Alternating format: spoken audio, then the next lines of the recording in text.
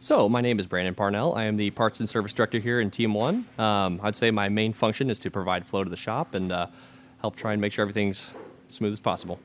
So I would say it's pretty fast-paced. I came from the financial industry, so I came where things are pretty stagnant, pretty slow and steady, all the way up to here where we get a pretty good volume of customers. I'd say we're different from other independent shops. We see a very wide variety of vehicles that we service. I'd say that sets us apart from most. The ideal person that would like to work for Team One is a car enthusiast, first and foremost. You have to care about your craft. I think that ultimately defines your work ethic and how much you care about what you do. If you're into cars, this would be the perfect place for you. I'd say as far as people that probably wouldn't like working here is someone who's here to just collect a check.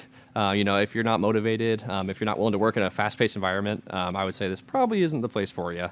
I would say the environment. I love everyone that I work with here and the kind of vehicles that we do see. I'm a big BMW enthusiast myself. We see a lot of M cars, AMGs, Porsches, things of that nature. I would say ultimately just give us a call, swing on by. We can have you fill out an application, just kind of go over what roles are available, your previous work history, et cetera. Get the ball rolling from there.